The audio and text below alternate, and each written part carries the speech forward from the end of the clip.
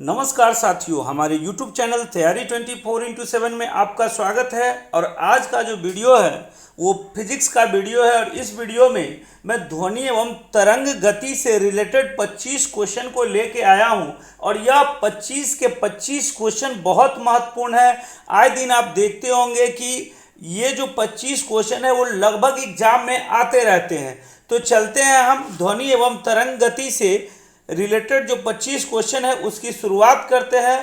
परंतु आपसे एक रिक्वेस्ट है कि हमारे वीडियो को लाइक, शेयर और सब्सक्राइब करना ना भूलें। बहुत मेहनत करते हैं। ठीक है, चलिए चलते हैं, आज की सेशन की शुरुआत करते हैं। आज का जो पहला क्वेश्चन है, दीर्घ रेडियो तरंग पृथ्वी के किस मंडल से परावर्तित होती है? ऑप्शन ए है क्षोभ मंडल, ऑप्शन बी है आयन मंडल, ऑप्शन सी है समताप मंडल और ऑप्शन डी है मध्य मंडल। तो देखिए, कोई भी दीर्घ रेडियो तरंग जो है ना वो पृथ्वी के आयन मंडल से है ना, आयन मंडल से वो परावर्तित होकर पृथ्वी पर आती है। जैसे आप देखते होंगे कि कोई मैच वगैरह चलता है तो उसका लाइव टेलीकास्ट या रेडियो सेंटर के लिए जो सैटेलाइट छोड़ा जाता है तो वहीं से परावर्तित होके आती है। और इसका जो हाइट जो बोला जाता है यानी आयन मंडल का, वो 80 किलोमीटर से लेकर लगभग 400 किलोमीटर के बीच होता है। ध्यान रहे, दीर्घ रेडियो तरंग पृथ्वी के किस मंडल से परावर्तित होती है? तो आयन मंडल से होती है। उसके बाद चलते हैं अपने अगले प्रश्न की ओर। हमारा अगला प्रश्न है, निम्नलिखित में से अनुदैर्ध्य तरंग का उदाहरण कौन सा है? इनमें से अनुदैर्ध्य तरंग जो है वो कौन सा है? ऑप्शन ए है रेडियो तरंग, ऑप्शन बी है ध्वनि तरंग, ऑप्शन सी है एक्स तरंग और ऑप्शन डी है गामा तरंग। तो अनुदैर्ध्य तरंग का इन चारों में से उदाहरण आपका ध्वनि तरंग है ना। ध्वनि तरंग जो है ना वो आपका अनुदैर्ध्य है, बाद बाकी आपका अनुप्रस्थ तरंग है। उसके बाद चलते हैं अपने अगले प्रश्न की ओर। निम्नलिखित में से कौन सी तरंग निर्वात में संचलन नहीं कर सकता है? ऑप्शन ए है प्रकाश तरंग, ऑप्शन बी है ध्वनि तरंग, ऑप्शन सी है एक्स किरण और ऑप्शन डी है उष्मा। तो निर्वात में जो संचलन नहीं कर सकता है वो ध्वनि तरंग। ध्वनि तरंग को क्या चाहिए कि मीडियम चाहिए। अगर हवा नहीं है तो ध्वनि का ट्रेवल नहीं हो सकता है। उसके बाद चलते हैं अपने अगले प्रश्न की ओर। हमारा अगला प्रश्न है कि ध्वनि का वेग अधिकतम किस में होता है? ऑप्शन ए है निर्वात में, ऑप्शन बी है वायु में, ऑप्शन सी है जल में, ऑप्शन डी है इस्पात में। तो ध्वनि का जो वेग होता है वो सबसे अधिकतम इस्पात में होता है। उसके बाद चलते हैं अपने अगले प्रश्न की ओर। हमारा अगला प्रश्न है, लगभग 20 डिग्री सेल्सियस के ताप क्रम पर किस माध्यम में ध्वनि की गति अधिकतम रहेगी? क्वेश्चन एक बार फिर से समझिए। लगभग 20 डिग्री सेल्सियस के ताप क्रम पर किस माध्यम में ध्वनि की गति अधिकतम रहेगी? ऑप्शन ए है हवा में, ऑप्शन बी है ग्रेनाइट में, ऑप्शन सी है जल में और ऑप्शन डी है इस्पात में। तो यहां पर भी सही उत्तर क्या होगा आपका? इस्पात ही हो जाएगा। ठीक है, उसके बाद चलते हैं अगले प्रश्न की ओर। हमारा अगला प्रश्न है कि सामान्यतः ध्वनि का वेग वायु में कितना होता है? ऑप्शन है 10 किलोमीटर प्रति सेकंड, ऑप्शन बी है 10 मील प्रति मिनट, ऑप्शन सी है 330 मीटर प्रति सेकंड और ऑप्शन डी है 3 गुने 10 के पावर 8 मीटर प्रति सेकंड। अब इसका जो सही उत्तर होगा वो हवा में जो है ध्वनि का वेग सामान्यतः 330 मीटर प्रति सेकंड होता है। उसके बाद चलते हैं अपने अगले प्रश्न की ओर। हमारा अगला प्रश्न है, ध्वनि की तीव्रता को किससे मापा जाता है? ऑप्शन ए है ऑडियोमीटर से, ऑप्शन बी है डेसिबल से, ऑप्शन सी है एमीटर से और ऑप्शन डी है माइक्रोफोन से। तो ध्वनि की तीव्रता जो है वो डेसिबल से मेजरमेंट किया जाता है, मापा जाता है। उसके बाद चलते हैं अपने अगले प्रश्न की ओर। हमारा अगला प्रश्न है, मनुष्य की श्रवण क्षमता कितनी होती है? यानी मनुष्य की जो सुनने की क्षमता होती है वो कितनी होती है? 200 हर्ट्ज से लेकर 20,000 हर्ट्ज, 20 हर्ट्ज से लेकर 20,000 हर्ट्ज, 10 हर्ट्ज से 10,000 हर्ट्ज और 20 हर्ट्ज से 30,000 हर्ट्ज के बीच। तो मनुष्य की जो सुनने की क्षमता होती है वो 20 हर्ट्ज से लेकर 20,000 हर्ट्ज के बीच होती है। इसका सही उत्तर बी ऑप्शन हो जाएगा। उसके बाद चलते हैं अपने अगले प्रश्न की ओर। हमारा अगला प्रश्न है स्टेथोस्कोप किस सिद्धांत पर कार्य करता है? स्टेथोस्कोप किस सिद्धांत पर कार्य करता है? ऑप्शन ए है प्रकाश के परावर्तन, ऑप्शन बी है प्रकाश के अपवर्तन, ऑप्शन सी है ध्वनि के परावर्तन और ऑप्शन डी है चुंबकीय तरंग पर। तो स्टेथोस्कोप जो होते हैं, आप देखते होंगे कि डॉक्टर जो है स्टेथोस्कोप को अपने कान में लगाकर और हृदय पर चिपकाते हैं, सटाते हैं। तो स्टेथोस्कोप जो है ना वो आपका ध्वनि परावर्तन पर यह जो है ना इस सिद्धांत पर यह कार्य करता है। उसके बाद हम चलते हैं अपने अगले प्रश्न की ओर। हमारा अगला प्रश्न है टीवी रिमोट में किस तरंग का प्रयोग किया जाता है? ऑप्शन ए है प्रकाश तरंग, ऑप्शन बी है रेडियो तरंग, ऑप्शन सी है ध्वनि तरंग और ऑप्शन डी है चुंबकीय तरंग। तो टीवी के जो रिमोट होते हैं, रिमोट उसमें रेडियो तरंग का प्रयोग किया जाता है और इसी पर आधारित टीवी का रिमोट कार्य करता है। उसके बाद चलते हैं अपने अगले प्रश्न की ओर। हमारा अगला प्रश्न है तापमान घटने पर ध्वनि के वेग पर क्या प्रभाव पड़ता है? ऑप्शन ए है आपका बढ़ता है, ऑप्शन बी है स्थिर रहता है, ऑप्शन सी है घटता है और ऑप्शन डी है पहले घटता है और फिर बढ़ता है। तो तापमान घटने पर ध्वनि का वेग भी घटता है। याद रहे, तापमान घटने पर ध्वनि का वेग भी घटता है। उसके बाद चलते हैं अपने अगले प्रश्न की ओर। हमारा अगला प्रश्न है आंख संबंधित रोगों के निदान के लिए कौन सी किरणें का प्रयोग किया जाता है? देखिए यहाँ पे मैं 25 क्वेश्चन लाया हूँ, एक एक क्वेश्चन महत्वपूर्ण है। आंख संबंधित रोगों के निदान के लिए कौन सी किरणें का प्रयोग किया जाता है?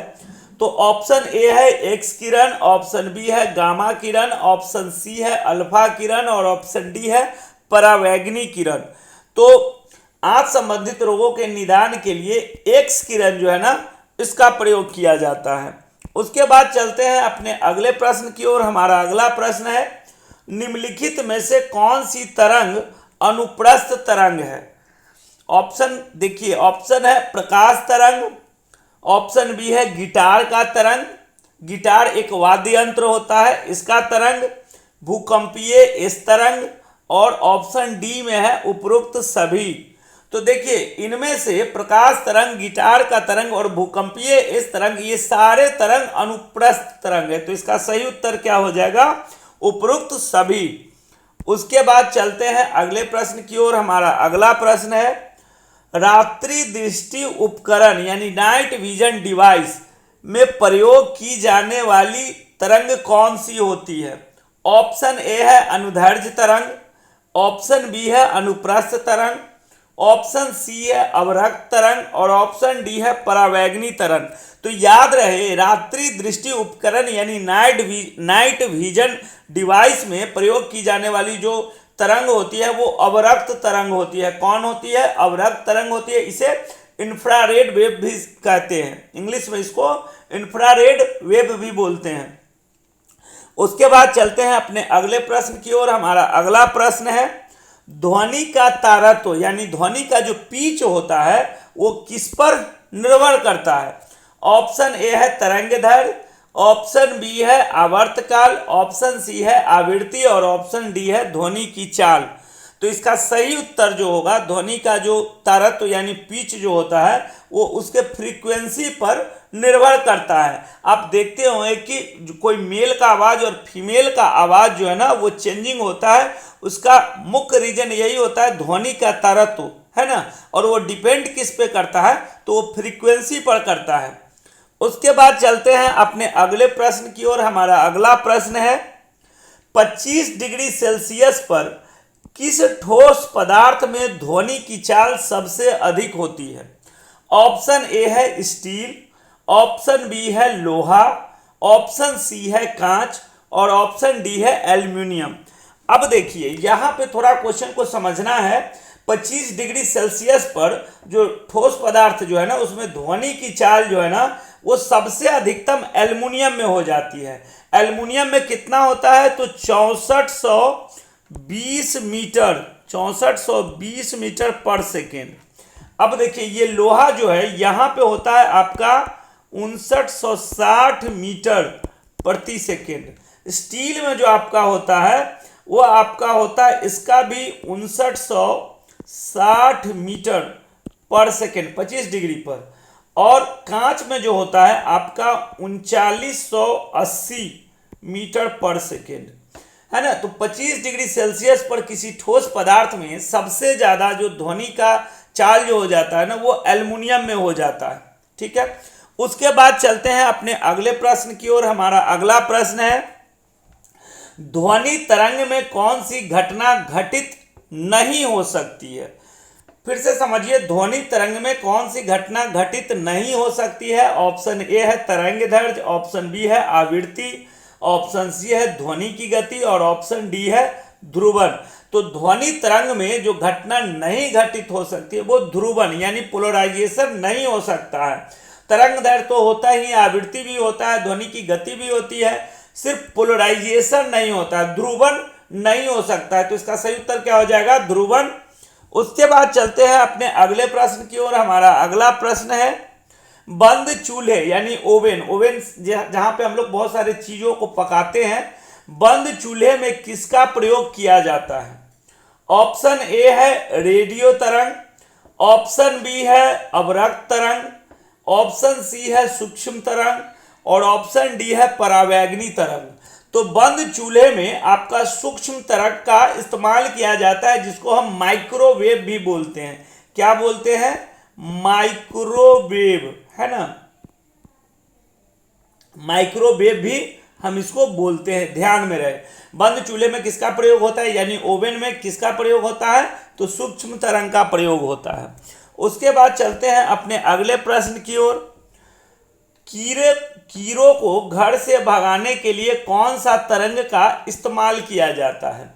ऑप्शन ए है पराश्रव तरंग, ऑप्शन बी है अवरक्त तरंग, ऑप्शन सी है सूक्ष्म तरंग और ऑप्शन डी है परावैगनी तरंग।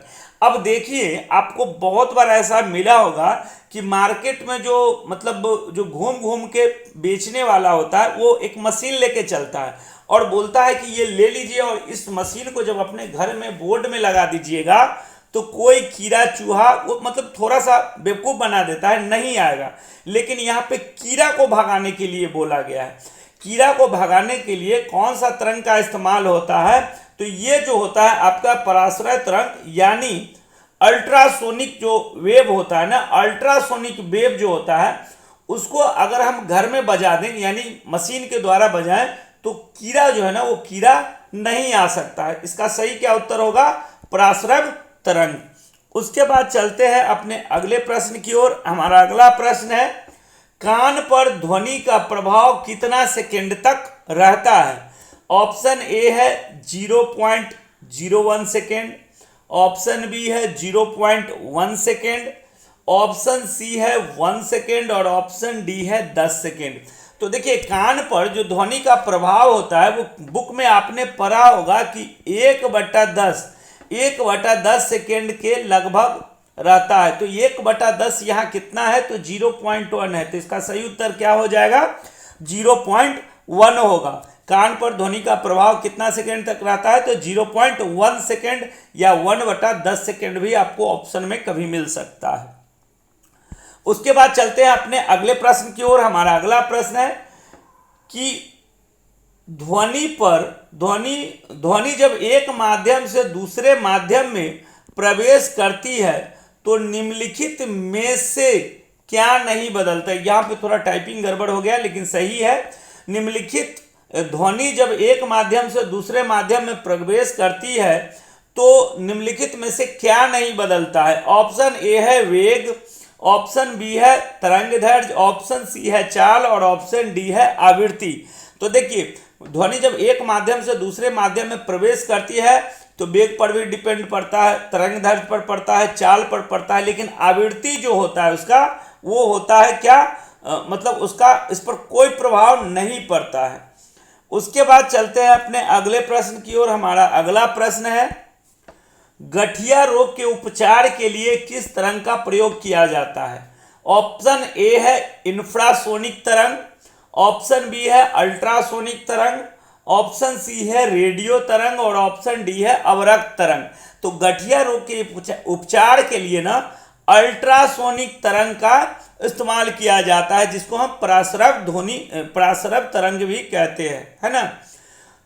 उसके बाद चलते हैं अपने अगले प्रश्न की ओर। हमारा अगला प्रश्न है, मस्तिष्क के ट्यूमर का पता लगाने के लिए किस तरंग का प्रयोग किया जाता है? ऑप्शन ए है इंफ्रासोनिक तरंग, ऑप्शन बी है अल्ट्रासोनिक तरंग, ऑप्शन सी है रेडियो तरंग और ऑप्शन डी है अवरक्त तरंग। तो देखिए, मस्तिष्क में अगर ट्यूमर हो जाए इसका भी पता लगाने के लिए अल्ट्रासोनिक तरंग, यानी बोल सकते हैं अल्ट्रासोनिक वेव, या इसको बोल सकते हैं पराश्रव तरंग, इनका इस्तेमाल किया जाता है। उसके बाद चलते हैं अपने सेकेंड लास्ट क्वेश्चन की ओर। प्रतिध्वनि सुनने के लिए श्रोता और परावर्तक के बीच न्यूनतम कितनी दूरी होनी चाहिए? अब देखिएगा, फिल्मों में आप देखे होंगे कि बहुत सारे लोग जब क्या करते हैं, पहाड़ी एरिया में जाके और आवाज लगाते हैं और वही आवाज उसको पुनः सुनाई देता है। तो ऐसा क्रिया होने के लिए श्रोता और परावर्तक के बीच मिनिमम कितनी डिस्टेंस चाहिए? तो ऑप्शन ए है 12 मीटर, ऑप्शन बी है 17 मीटर, ऑप्शन सी है 22 मीटर और ऑप्शन डी है 13 मीटर। तो इसका सही उत्तर क्या हो जाएगा? 17 मीटर इसका सही उत्तर होगा। उसके बाद चलते हैं हम अपने अगले प्रश्न की ओर, और यह संभवतः आज का अंतिम प्रश्न है। विश्व स्वास्थ्य संगठन WHO के द्वारा एक नगर के लिए सुरक्षित ध्वनि प्रदूषण स्तर कितना होना चाहिए? ऑप्शन ए है 55 डेसिबल, ऑप्शन बी है 90 डेसिबल, ऑप्शन सी है 120 डेसिबल और ऑप्शन डी है 140 डेसिबल। तो इसका सही उत्तर जो होगा वो 55 डेसिबल, यानी WHO के द्वारा यह स्टैंडर्ड को माना गया है कि मतलब 55 डेसिबल से अगर जैसे ही ध्वनि ज़्यादा हो जाए तो उसको मानिए कि ध्वनि प्रदूषण का स्तर जो है ना वो मानव के लिए नुकसानदायक है। तो इसका सही उत्तर क्या हो जाएगा? 55 डेसिबल। अब देखिए, आज के वीडियो में मैं 25 क्वेश्चन आपका जो है ना वो साउंड चैप्टर से लेके आया हूँ, जिसमें ध्वनि और जो ध्वनि तरंग जो है ना उससे लेके आया था। और यह 25 के 25 क्वेश्चन सभी एग्जाम के लिए बहुत महत्वपूर्ण है ना। तो आप इन सभी क्वेश्चन को ध्यान में रखिएगा।